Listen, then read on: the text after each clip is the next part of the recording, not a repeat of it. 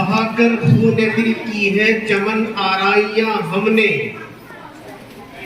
گلوں کو مسکراہٹ دی انادل کو فغا ہم نے، سبھی احباب و ہمدم ہم سفر بھی رہ گئے پیچھے، اکیلے ہی بڑھایا سوئے منزل کارواں ہم نے، گزرگاہوں میں مل کر رخ کو ہم سے پھیر لیتے ہیں، گزرگاہوں میں مل کر رخ کو ہم سے پھیر لیتے ہیں، بچھایا جن کی راہوں میں کبھی قلب و جنا ہم نے۔ اساتذہ کرام، مہمانان اعزام اور عزیز طلباء و طالبات، آج ہم آزادی کا 75واں جشن منا رہے ہیں۔ یہ ہم سب کے لیے خوشی اور مسرت کی بات ہے۔ اللہ تبارک و تعالیٰ نے ہم تمام لوگوں کو یہ موقع مرحمت فرمایا، یہ موقع عنایت کیا کہ آج ہم آزادی کا جشن نہایت ہی تجھ کو احتشام کے ساتھ منا رہے ہیں۔ لیکن کیا ہم اس بات کو جانتے ہیں کہ یہ آزادی کا جشن کیوں منایا جاتا ہے؟ ابھی ہم سے بیشتر کئی طلباء نے آزادی کے عنوان پر مختلف انداز سے اپنی اپنی باتیں رکھی ہیں۔ ان تمام باتوں کو صرف اور صرف ہم اس 15 اگست کے دن سنتے ہیں، بولتے ہیں، لیکن اس کی حقیقت پر کبھی غور نہیں کرتے ہیں کہ یہ جشن ہمیں کتنی محنتوں، کتنی مشقتوں اور کتنی قربانیوں کے بعد بنانے کا موقع ملا۔ دوستو اور عزیز طلباء، یہ ملک ہندوستان جہاں صدیوں تک مسلمانوں کی حکومت تھی اور مسلمان اس ملک میں حاکم بن کر زندگی گزار رہے تھے، لیکن اچانک ایک ایسا معاملہ درپیش آیا کہ انگریزوں کی ناپاک نگاہیں اس ملک کو بہت دور سے تک رہی تھی اور ان لوگوں نے اس ملک میں تجارت کے بہانے سے، تجارت کے مقصد سے اس ملک میں قدم رکھا اور پھر 16ویں صدی کے اواخر میں وہ داخل ہوتے ہیں اور ہندوستان میں ایسٹ انڈیا کمپنی کے نام سے ایک کمپنی کی بنیاد رکھتے ہیں اور اس کے ذریعے سے وہ تجارتی کاروبار کو آگے بڑھاتے ہیں اور دھیرے دھیرے ہندوستان کی حکومت میں داخل ہونے کی کوشش کرنے لگتے ہیں، جسے بہت دیر کے بعد مسلمان حکمرانوں نے سمجھا کہ یہ ہندوستان انگریزوں کا آنا، یہاں کی حکومت، یہاں کی دولت، یہاں کی ثروت، یہاں کی جائیداد پر قبضہ کرنا ہے اور ہندوستانیوں کو غلام بنانا ہے۔ جس بات کو جس شخصیت نے سب سے پہلے سمجھی وہ شخصیت تھی شاہ عبدالعزیز محدث دہلوی رحمۃ اللہ علیہ۔ انہوں نے سب سے پہلے جہاد کا فتویٰ دیا تھا، پھر ان کے بعد دھیرے دھیرے تحریک آزادی چلتی گئی اور لوگوں نے سمجھا کہ ہمیں اب ہندوستان کو ان ناپاک اور عیار و مکار لوگوں سے ہندوستان کو آزاد کرانا چاہیے۔ سب سے پہلے نواب سراج الدولہ نے انگریزوں کے ساتھ جنگ لڑی، لیکن اتفاق اور سوئے قسمت کہا جائے کہ اس جنگ میں ایک مسلمان میر جعفر نے غداری کی اور وہ انگریزوں سے مل گیا اور ہندوستان میں سراج الدولہ کی جنگ ناکام ہو گئی۔ اس کے بعد پھر دوسری جنگ لڑی گئی نواب شجاع الدولہ کی قیادت میں، جس میں دلی کے شاہ ملک اور دیگر بڑے بڑے لوگ شامل ہوئے، لیکن یہ جنگ بھی مسلمان ہار گئے۔ تیسری جنگ ہوئی ہے بکسر کے میدان میں اور اس جنگ کو بھی مسلمان ہارے۔ اس کے بعد پھر 1799 میں سلطان ٹیپو شہید رحمت اللہ علیہ کی قیادت میں میسور کی دھرتی میں جنگ ہوئی ہے اور انہوں نے مسلمانوں کی طاقت، مرہٹوں کی طاقت سے یہ جنگ جیت لی تھی، لیکن پھر ایک بار ایک غدار قوم نے، میر صادق نے غداری کی اور وہ انگریزوں سے جا ملا اور سلطان ٹیپو شہید رحمت اللہ علیہ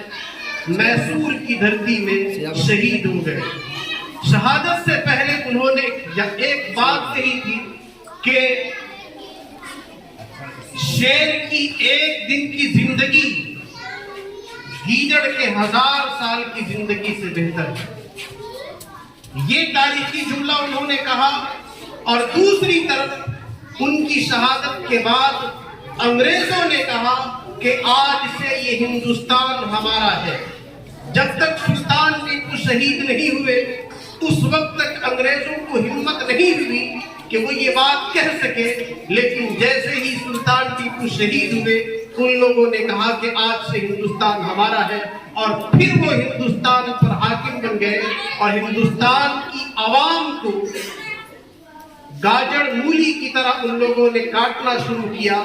اور مسلمانوں کو سب سے زیادہ نشانے پر لیا، اور اتنا نشانے پر لیا کہ بیان کیا جاتا ہے کہ دلی کی چاندنی چوک سے لے کر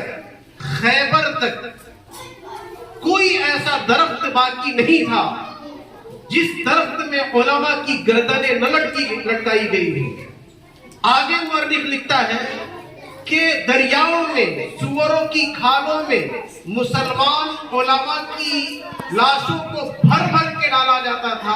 اور پھر انہیں گولیوں کا نشانہ بنایا جاتا تھا۔ الغرض ہر دن ظلم و ستم کی ایک نئی داستان شروع ہوتی تھی، ایک نیا باب شروع ہوتا تھا، ایک نئی کہانی شروع ہوتی تھی، اور ہندوستان کی عوام بالخصوص مسلمان اور خاص طور سے علماء کو نشانہ بنا کر کے وہ یہ جانتے تھے کہ جب تک اس ملک میں مسلمان باقی ہے اور مسلمانوں کے رہبر علماء باقی ہے تب تک اس ملک میں اپنی حکومت قائم کرنا ناممکن ہے۔ اسی لیے وہ لوگ علماء کو نشانہ بناتے تھے۔ الغرض وہ اس ملک کے مالک ہو گئے۔ تحریک ریشمی رومال چلی، تحریک بالا کوٹ چلی اور طرح طرح کے پروگرام چلے، ہندوستان چھوڑو آندولن چلا۔ ان تمام کوششوں کے باوجود 16ویں صدی کے آخر میں وہ آئے تھے اور ان لوگوں نے ہندوستان کو چھوڑا ہے، یا وہ چھوڑنے پر مجبور ہوئے ہیں، یا انہیں یہاں سے بھگایا گیا ہے اور ہندوستان کو آزاد کرایا گیا ہے۔ وہ ہے 15 اگست 1947۔ آج اسی 15 اگست کے نام پر ہم اور آپ یہاں جمع ہوئے ہیں۔ اس جنگ آزادی میں جتنا خون مسلمانوں نے بہایا ہے، جتنی قربانی مسلمانوں نے دی ہے، جتنی جانیں مسلمانوں کی گئی ہے، شاید کسی غیر کا اتنا پسینہ اور پانی بھی نہیں بہا ہوگا جتنا کہ مسلمانوں کا خون بہا ہے۔ اور مسلمانوں نے اپنے خون سے اس ملک کو آزاد کروایا تھا۔ اگر مسلمان نہ ہوتے اور خاص طور پر علماء نہ ہوتے تو آج بھی ہندوستان کی آزادی ایک خواب سے کم نہ تھی۔ یہ ہماری مرہون منت ہے، یہ ہماری قربانیوں کا نتیجہ ہے، یہ ہمارا ہماری محنت ہے اور یہ ہم نے کیا ہے، تب جا کر کے آج ہندوستان آزاد ہوا ہے اور مسلمانوں کی قیادت میں ساری جنگیں لڑی گئی۔ مہاتما گاندھی ہو یا پنڈت جواہر لال نہرو ہو یا بھگت سنگھ ہو، جب بھی ان کا نام آئے گا تو ان کے آگے کم سے کم 10-20 مسلمان کھڑے ہوں گے، تب جا کر کے یہ آتے تھے۔ اکیلے میں کہیں پر ان کی کوئی قربانی نہیں تھی، بلکہ یہ کہا جاتا ہے اور یہ حقیقت ہے کہ ہندوستان میں مہاتما گاندھی کا تعارف جمعیت علماء نے کروایا تھا، اور خاص طور سے مولانا حسین احمد مدنی رحمۃ اللہ علیہ نے پورے ہندوستان میں مہاتما گاندھی کا دورہ کروایا تھا اور انہیں ایک پہچان دی تھی، اور یہ جمعیت علماء کی قربانی ہے اور اس کا کام ہے کہ آج مہاتما گاندھی کو لوگ بابا قوم کہتے ہیں، باپو کہتے ہیں۔ یہ جمعیت علماء کی قربانی کا نتیجہ ہے۔ آج مسلمانوں کی قربانیوں کو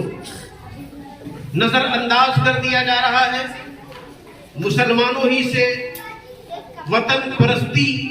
اور وطن سے محبت کے ثبوت پیش کرنے کی بات کہی جا رہی ہے، اور مسلمانوں کو دوسرے درجے کا ناگرک بنانے کی کوششیں کی جا رہی ہیں۔ ان تمام باتوں کو جب ہم دیکھتے ہیں تو ہمارے سامنے صرف اور صرف یہ بات آتی ہے کہ ہم نے جس طریقے سے ملک کو آزاد کروانے میں حصہ لیا تھا، ہمارے اکابر نے جیسی قربانی پیش کی تھی، آج اسی طرز پر اگر ہم چلتے ہوئے ہندوستان میں آگے بڑھتے تو کبھی غیروں کو یہ ہمت نہ ہوتی، حکومت وقت کو یہ ہمت نہ ہوتی کہ آج ہم سے وہ وفا کا اور محبت کا ثبوت مانگا۔ ہم نے تلوار کو چھوڑ دیا، ہم نے عیش عشرت پسند کر لیا اور محنت و مشقت سے جی چرا لیا۔ ہم نے جو قربانی دی تھی اس قربانی کے حق کو کبھی مانا نہیں، جس کے نتیجے میں یہ سب ہو رہا ہے۔ لہٰذا ایسے وقت میں چونکہ ہم صرف ہم ہیں اور یہاں پر کوئی اور نہیں ہے، یہ باتیں ایسی جگہ ہونی چاہیے جہاں ہمارے ساتھ برادران وطن بھی ہو، دوسرے لوگ بھی ہو، اور جن کے سامنے ساری حقیقتوں کو رکھا جائے اور وہ سنے اور سمجھے۔ لیکن افسوس تو یہ ہے کہ ابھی صرف ہم ہیں، لیکن ہم لوگوں نے یہ اگر ٹھان لیا، مدرسے کے طلبہ ہو، اسکول کے چھوٹے چھوٹے طلبہ ہو، اگر ہم نے ابھی سے یہ کوشش کر لی اور یہ ٹھان لیا کہ ہندوستان میں مسلمانوں کا وجود عزت و احترام کے ساتھ باقی رہے، اس کے لیے ہم سب سے پہلا کام یہ کریں گے کہ اپنے آپ کو علم میں آگے بڑھانے کی بھرپور کوشش کریں گے، کیونکہ جب تک ہمارے پاس میں علم نہیں ہوگا ہم حکومت کا، غیروں کا مقابلہ نہیں کر سکتے ہیں۔ آج تلوار، توپ، تپنگ، بندوق، بارود، ان چیزوں سے جنگ کم لڑی جاتی ہے، قلم سے، کتاب سے، اخبار سے، میڈیا سے جنگ زیادہ لڑی جا رہی ہے۔ تو ہماری صلاحیت اگر ہوگی ان تمام چیزوں میں، قلم اٹھانے کی طاقت ہوگی، بولنے کی طاقت ہوگی، لوگوں تک اپنی بات پہنچانے کی طاقت ہوگی، اور یہ ساری چیزیں آئیں گی علم کو صحیح طریقے سے سیکھنے اور حاصل کرنے سے۔ تو ہماری ذمہ داری سب سے زیادہ یہ ہے، اس ہندوستان میں اس وقت مسلمانوں کی جو صورتحال ہے، مسلمانوں کے ساتھ جو مسائل اور معاملات ہیں، ان معاملات کو سمجھنے کے لیے اور ان معاملات کی رہبری کے لیے، لوگوں تک اپنے مسائل اور مسائل کو پہنچانے کے لیے، لوگوں تک اپنی بات کو رکھنے کے لیے ہمیں علم حاصل کرنا پڑے گا، سیکھنا پڑے گا، اپنی زبان کو بہتر بنانا پڑے گا، تاکہ ہم کہیں بھی کھڑے ہو جائیں تو اپنی بات کو پوری طاقت، پوری قوت، پوری مضبوطی اور پوری دلیلوں کے ساتھ رکھ کر کے سامنے والے کو مجبور کر دے کہ وہ ہمارا احترام کرے، اور ہمارے وجود کو وہ تسلیم کرے اور وہ اس بات کا اقرار کرے کہ مسلمان نہ ہوتے تو ہندوستان آزاد نہ ہوتا، مسلمان نہ ہوتے تو آج ہندوستان کی عوام کو 15 اگست میں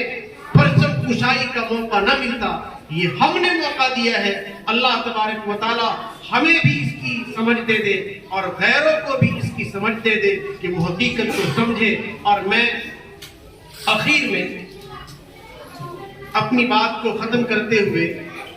یہ شعر کسی نے کہا تھا کہ اے کاش